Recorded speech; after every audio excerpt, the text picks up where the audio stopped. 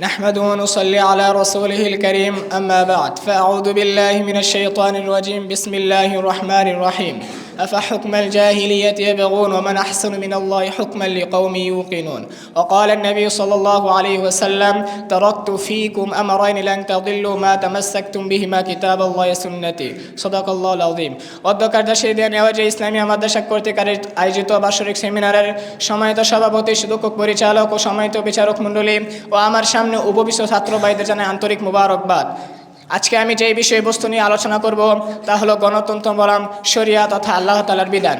আল্লাহ তাআলা তৌফিক দিলে এই বিষয়ে কিছু আলোচনা করব। প্রিয় উপস্থিতি, প্রথমে আসুন জেনে নেওয়া যাক গণতন্ত্রের উৎপত্তি। প্রাচীন গ্রিসের এথেন্সে প্রায় 250 বছর আগে ক্লিস্তেনিসের হাত ধরে যা জনগণের শাসন থেকে উঠে আসা, এটা হলো গণতন্ত্রের উৎপত্তি। প্রিয় উপস্থিতি, আসুন এবার আলোচনা করা যাক গণতন্ত্র কাকে বলে। গণতন্ত্র এমন একটি ব্যবস্থা যেখানে জনগণ নিজেদের শাসক নির্বাচন করে এবং নিজেদের শাসন ব্যবস্থার উপর নিয়ন্ত্রণ প্রয়োগ করতে পারে। বাস্তবিকপক্ষে বলতে গেলে শরিয়ার বিপরীত ব্যবস্থা, যেখানে ভোগবাদ, বস্তুবাদ, সাম্রাজ্যবাদ, বিজ্ঞানবাদ ইত্যাদি সমন্বয়ে গঠিত ব্যবস্থা যা মানুষকে পশুতে পরিণত করে জাহান্নামের দিকে ধাবিত করে। প্রিয় উপস্থিতি, আসুন এবার আলোচনা করা যাক গণতন্ত্র কেন হারাম। প্রিয় উপস্থিতি, মহান আল্লাহ তাআলা পবিত্র কোরআনে বলেছেন, ইনিল হুকমু ইল্লা লিল্লাহ আমারা আল্লা তা'বুদু ইল্লা ইয়া। আল্লাহ তাআলা ছাড়া কেউ বিধান দেওয়ার ক্ষমতা নেই। তিনি আদেশ দিয়েছেন যেন কেবল তোমরা তারই ইবাদত করো। প্রিয় উপস্থিতি, এদিকে জনগণ তাদের প্রতিনিধি নির্বাচন করে, প্রতিনিধি সংসদে যায়, আইন বানায় এবং সেই আইনের ভিত্তিতে গোটা দেশ চলে। প্রিয় উপস্থিতি, এই পুরো প্রক্রিয়াটা একটি চলে সংবিধানের মধ্যে। এই গোটা ব্যাপারটা ইসলামী মৌলিক আকীদার সাথে সাংঘর্ষিক। মহান আল্লাহ তাআলা পবিত্র কোরআনে বলেছেন, আল্লাহ তাআলার সৃষ্টি, আল্লাহ তাআলার আইন, সৃষ্টি জগতের রব মহান আল্লাহ তাআলা কতই না মহান। এখানে স্পষ্ট করে দেওয়া হয়েছে যে সৃষ্টি একমাত্র আল্লাহর এবং বিধান একমাত্র আল্লাহর। তিনি যেমন একমাত্র সৃষ্টিকর্তা, তিনি যেমন ইবাদত পাবার একমাত্র উপযুক্ত, তেমনি তিনি আইন প্রণয়নের ক্ষেত্রে কর্তৃত্ব একমাত্র তারই। প্রিয় উপস্থিতি, আধুনিক যুগে যখন সার্বভৌমত্বকে জনগণ এবং রাষ্ট্রকে মালিক মনে করা হয়, আইন বানানোর অধিকার মানুষের সাথে তুলে দেওয়া হয়, এই পুরো ব্যাপারটা ইসলামিক আকীদার সাথে সাংঘর্ষিক। প্রথমত সার্বভৌমত্বকে জনগণ এবং রাষ্ট্রকে মালিক মনে করা হয়। দ্বিতীয়ত আইন বানানোর ক্ষমতা মানুষের সাথে তুলে দেওয়া হয়। তৃতীয়ত সামাজিক মূল্যবোধ যেমন সংখ্যাগরিষ্ঠের মাধ্যমে মদ, জুয়া, জিনা, ব্যভিচার ইত্যাদি বৈধতা দেওয়া সম্ভব, যা শরীয়তে কঠোরভাবে নিষিদ্ধ।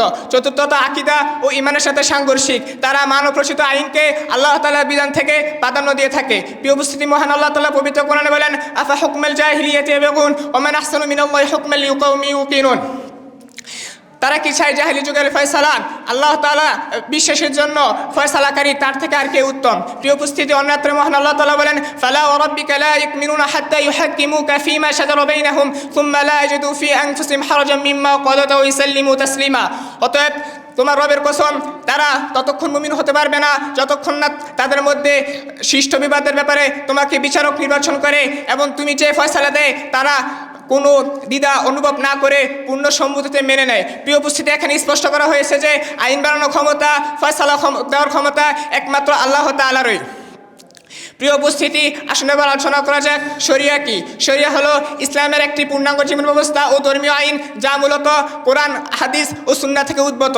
এটি ইবাদত, বিশ্বাস, সামাজিক আচরণ সকল দিক থেকে নিয়ন্ত্রণ করে এবং আল্লাহ তাআলার পক্ষ থেকে এসেছে বলে বিশ্বাস করা হয়, যা মানুষের নৈতিক ও আইনগত জীবনকে পরিচালিত করে। প্রিয় উপস্থিতি, মহান আল্লাহ তাআলা পবিত্র কোরআনে বলেন, ওয়া আনজালনা ইলাইকাল কিতাবা বিল হাক্কি মুসাদ্দিকাল লিমা বাইনা ইয়াদাইহি মিনাল কিতাবি ওয়া মুহাইমিনান আলাইহি ফাহকুম বাইনাহুম বিমা আনজালাল্লাহ ওয়া লা তাত্তাবি আহওয়াহুম আম্মা জাআকা মিনাল হক্ক লিকুল্লিন জাআলনা মিনকুম শিরআতাও ওয়া মিনহাজা ওয়া লাউ শাআ আল্লাহু লাজআলাকুম উম্মাতান ওয়াহিদাতান ওয়ালাকিন লিয়াবলুয়াকুম ফীমা আতাকুম ফাস্তাবিকুল খায়রাত ইলাল্লাহি মারজিউকুম জামিআন ফায়ুনাব্বিউকুম বিমা কুনতুম ফীহি তাখতালিফুন।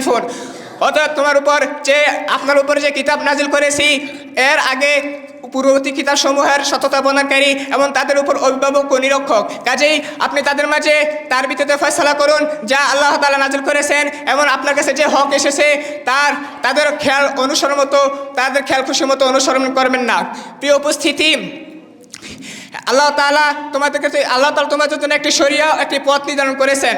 আল্লাহ তাআলা চাইতো তোমাদেরকে উম্মত বানাতেন, কিন্তু তোমাদেরকে তিনি পরীক্ষা করতে চান তোমাদেরকে যা দিয়েছেন। প্রিয় উপস্থিতি, আসলে এবার আলোচনা করা যাক শরিয়ার প্রয়োজনীয়তা কি। প্রিয় উপস্থিতি, শরিয়ার প্রয়োজনীয়তা হলো মানুষকে আল্লাহ তাআলা দেখানো পথে জীবন পরিচালিত করা এবং সামাজিক, নৈতিক, আধ্যাত্মিক ও বৈষয়িক জীবন ভারসাম্য ও কল্যাণ নিশ্চিত করে। এর মাধ্যমে ন্যায় বিচার প্রতিষ্ঠা এবং পারিবারিক ও সামাজিক ভারসাম্য রক্ষা। প্রিয় উপস্থিতি, সার্বজন সাম্য প্রতিষ্ঠা, ধনী গরিব, রাজা প্রজা নির্বিশেষে সকলকে সমান অধিকার নিশ্চিত করা। এছাড়া অন্যায় অবিচার দমন করা, ব্যক্তি ও আচরণ সকল দিক থেকে নিয়ন্ত্রণ করে।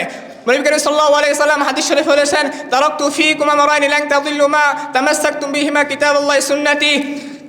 তোমাদের মধ্যে আমি দুটো জিনিস রেখে যাচ্ছি, তোমরা তা আঁকড়ে ধরলে কখনো পথভ্রষ্ট হবে না। তা হলো আল্লাহর কিতাব আর আমার সুন্নাহ। প্রিয় উপস্থিতি, আসলে আলোচনা করা যাক শরিয়া না থাকার কারণে আমাদের করুণ পরিণতি কি। জিনা, ব্যভিচার, মদ, জুয়া, অপরাধ ইত্যাদি ক্রমান্বয়ে বেশি বেড়েই যাচ্ছে। ভোগবাদ, বস্তুবাদ, সাম্রাজ্যবাদ ইত্যাদি প্রতিনিয়ত বেড়েই চলছে। সন্ত্রাস, নারী নির্যাতন, শিশু নির্যাতন প্রতিনিয়ত বেশি বেড়েই চলছে। প্রিয় উপস্থিতি, আমাদের কি করণীয়? প্রিয় উপস্থিতি, প্রথমত আমাদেরকে শরিয়ার বিষয়ে স্পষ্ট মানুষকে ধারণা দিতে হবে। তারপর অভিশপ্ত গণতন্ত্রের মধ্যে কি কি সমস্যা, পুরো সিস্টেমটাকে সবার মাঝে অবগত করতে হবে। প্রিয় উপস্থিতি, ইমানের মূল দাবি হচ্ছে তাগুতকে অস্বীকার করা। আর তাগুত বলা হয় যারা আল্লাহ তাআলার বিধান ছাড়া অন্য বিধান দিয়ে ফয়সালা করে। প্রিয় উপস্থিতি, আল্লাহ তাআলা আমাদেরকে তৌফিক দেন এইসব অভিশপ্ত গণতন্ত্র প্রত্যাখ্যান করে আল্লাহ তাআলার বিধান গ্রহণ করা এবং শরিয়াতকে দাবিত করা। ওয়া আখির দাওয়ানা আলহামদুলিল্লাহ।